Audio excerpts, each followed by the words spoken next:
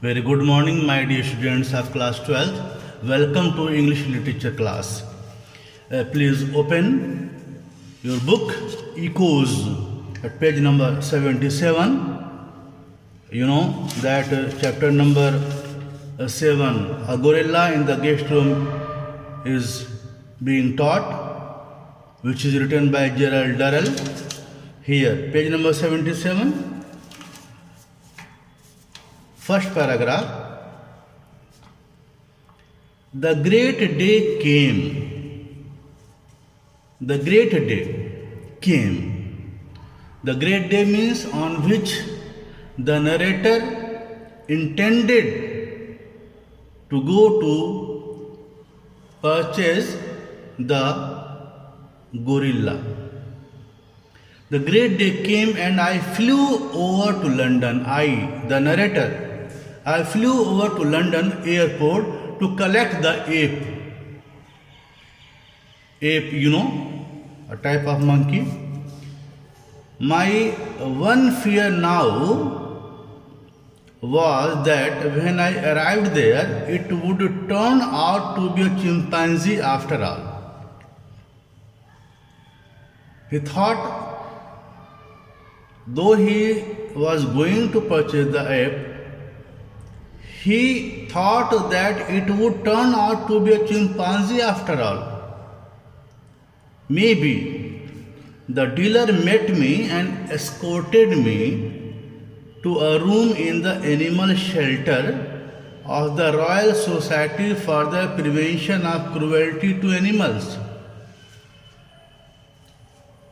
He threw open the door, and the first thing I saw was a couple of baby chimpanzees. A couple of baby chimpanzees he saw there, sitting on a table meditatively chewing bananas. They were busy in chewing bananas.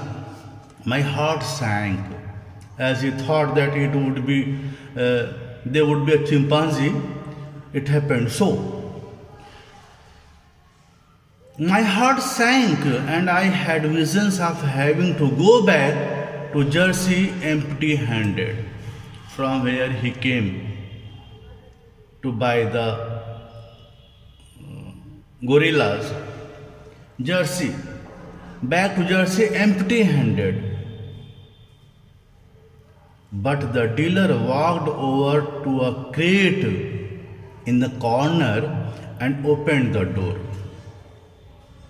And Anne Pongo walked into my life.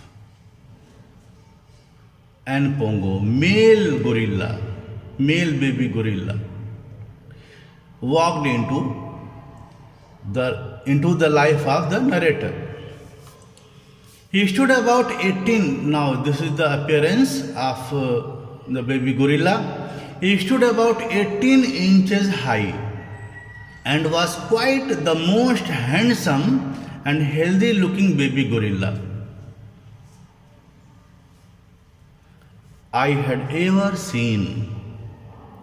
He strolled stockily across the room, walking in a way. He strolled stockily across the room towards me and then held up his arms to be lifted up. I was amazed at how heavy he was for his size. How heavy he was for his size, and I soon realized that this was all solid bone and muscle. He had a muscular bone, solid bones. There was not a spare ounce of fat on him. Stout, he was very stout. His light chocolate colored fur was thick and soft, and the skin on his hands, feet, and face was soft and glossy as patent leather. This is the appearance, you must learn it. His eyes were small and deep set. twinkling like chips of coal. He lay back in my arms and studied me, watched me carefully with an unwinking stare.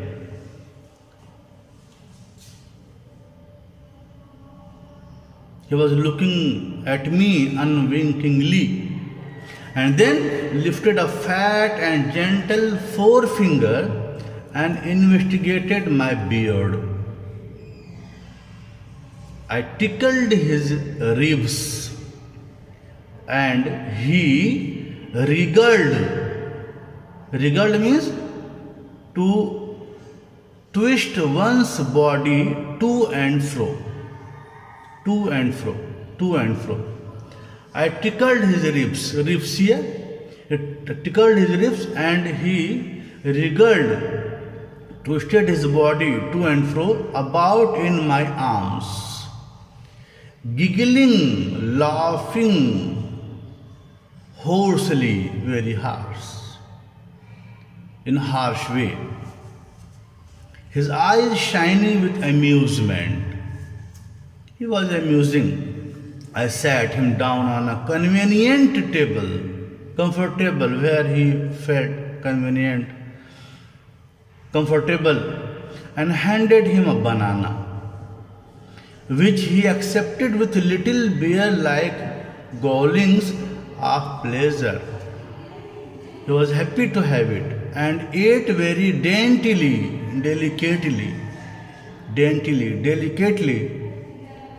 compared to the chimpanzees who were stuffing their mouths as full as they could.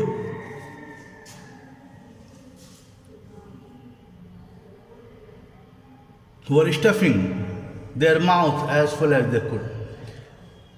He was different from others. I wrote out the check and then we bundled an pongo. Growling protests back into the crate and went off to catch the plane for Jersey. When we landed at the airport, I took an pongo out of his crate and we drove to the zoo with him sitting on my lap, taking a great interest in the cows we passed, and occasionally turning around so that he could peer up into my face. Looking into my face.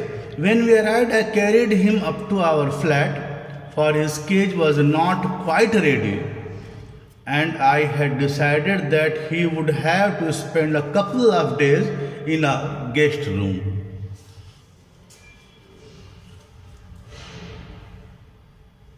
The dealing was done accidentally, and the author was not prepared to keep him in the zoo. There was no preparation in the zoo for the gorilla. So he brought him for a couple of days in his guest room. His grave, serious, courteous manner and his rather sad expression immediately won over both Jackie and my mother. And before long, he was lolling back on the sofa while they plied him with delicacies.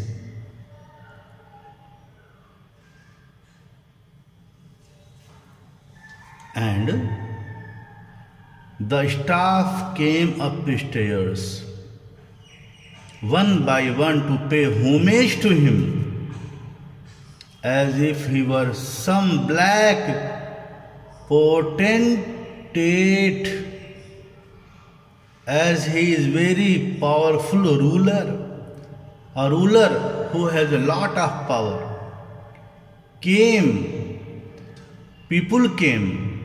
The people who were working in that zoo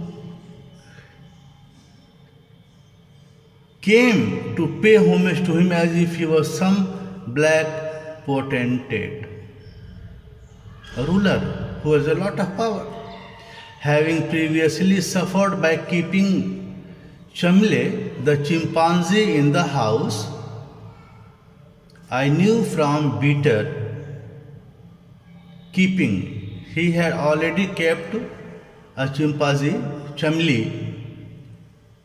The narrator had already kept him and had very bad experience.